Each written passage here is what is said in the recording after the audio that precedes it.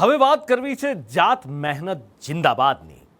તમે સાંભળ્યું હશે કોઈને કહેતા કે કિસ્મત સબકો મોકા દેતી હૈ પર મહેનત સબકો ચોંકા દેતી હૈ। રાજકોટ જિલ્લાના ઉપલેટાના કેટલાક ખેડૂતોએ છેલ્લા 10 વર્ષથી એક સમસ્યાના કારણે હેરાન પરેશાન થઈ ગયા હતા, પણ જગતના તાતને કઈ મુશ્કેલી રોકી શકે? જગતના તાત હાથ પર હાથ રાખીને થોડી બેઠા રહે। એમણે શોધી કાઢ્યો એક દેશી જુગાડ અને જાત મહેનતથી પોતાની સમસ્યાનું જાતે સમાધાન લઈ આવ્યા। ખેતરના રસ્તે પાણીનો પહેરો, ખેતી ઉપર ફરી વળી ચિંતાની લહેરો। દેશી જુગાડે ખેડૂતોનો હસતો કર્યો ચહેરો।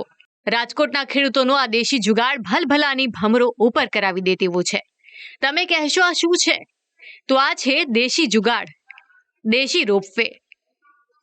ઉપલેટામાં ભાદર નદી કિનારે મજેઠી ગામ આવેલું છે। નદીમાં સિંચાઈનું પાણી કરવા માટે ગામ નજીક એક ચેક ડેમ બનાવવામાં આવ્યો છે, પણ મુશ્કેલી એ છે કે પાણી ઓવરફ્લો થઈને મજેઠી ગામના ખેતરના રસ્તામાં ભરાય છે, જેના કારણે ખેતરે જવાનો રસ્તો બંધ થયો છે। તમે કહેશો કે પાણી ભરાય છે તો શું થયું? ચાલીને તો જઈ શકાય, પરંતુ છેલ્લા 10 વર્ષથી પડી રહેલી આ મુશ્કેલીએ હાલ વોકળાનું સ્વરૂપ લઈ લીધું છે, જેની ઊંડાઈ હાલ 10 થી 15 ફૂટની છે, જેના કારણે પાણીમાં ઉતરવું એ જીવ જોખમમાં મૂકવા સમાન છે। અહીંયા અમારે આગળ મજેઠી ગામમાં ડેમ બાંધેલો છે ભાદર નદી ઉપર। એ નદીના પાણીનો ઠેલ અહીં 15 થી 20 ફૂટ આવી જાય, એના હિસાબે અમારો રસ્તો પાણીના બુડમાં વહી જાય છે। મજેઠી ગામના ખેડૂતોએ પોતાની આ સમસ્યાની અનેક જગ્યાએ રજૂઆત કરી, પરંતુ કોઈ સમાધાન ન આવ્યું। પણ કુદરત સાથે બાથ ભીડનાર સહેજમાં થોડી ભાંગી પડે।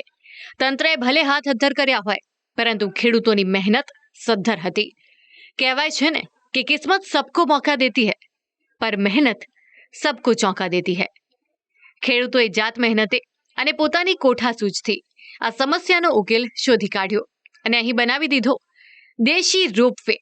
હવે આમાં ઓલો ભાટો થયો ગણોને માર્ગે, ત્યાંથી અહીંયા પાણીની સમસ્યા વધી 15 થી 20 ફૂટ પાણી છે, એને હિસાબે અમારે આ લીપમાં જવું પડે ને જાવડો આવો કરવો પડે। પણ આ ખેડૂતોનો રોપવે જોઈએ તેટલો સુરક્ષિત પણ નથી। જો અહીંથી કોઈ પડે છે તો હાથ પગ તૂટે તે નક્કી છે। એક ધરતીપુત્રએ તો આમાં ને આમાં પોતાનો પગ પણ ભંગાવ્યો છે।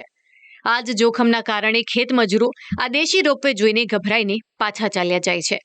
ખેતરમાં કામ કરવા કોઈ તૈયાર નથી થતું અને ના છૂટકે ખેડૂતોએ જીવના જોખમે અહીં ખેતી કરી રહ્યા છે। ભય લાગવામાં પૂરેપૂરો છે। એકવાર મારો છોકરો પડ્યો તો પગ ભાંગી ગયો, માંડ હાજો થયો ને પાછો જો પડે ને પાણીમાં પડ્યો તો મરી જાય। તો આ રોપવે ઉપર ખાલી ખેડૂતો જ અવરજવર નથી કરતા, ખેડૂતો ખેતીના ઓજારો અને પાકેલી જણસ પણ આ રોપવેની મદદથી જ લાવે છે અને લઈ જાય છે।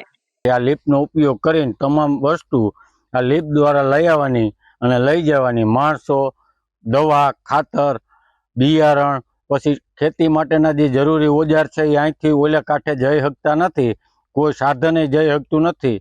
ખેડૂતોની માંગ છે કે વિસ્તારના ધારાસભ્ય કે સંસદ સભ્યના ગ્રાન્ટમાંથી અહીં કોઝવે ઉપર પુલ બનાવી આપવામાં આવે, જેથી આ સમસ્યાનો ઉકેલ આવી શકે।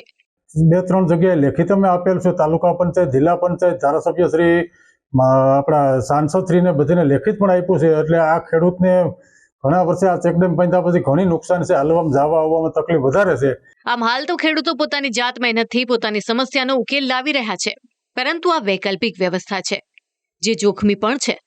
ત્યારે આ કોઝવે કમ પુલ બની જાય તો તેમની 10 વર્ષની આ સમસ્યાનો અંત આવી શકે છે। ઉપલેટાથી અલ્પેશ ત્રિવેદી સાથે બ્યુરો રિપોર્ટ, સંદેશ ન્યૂઝ।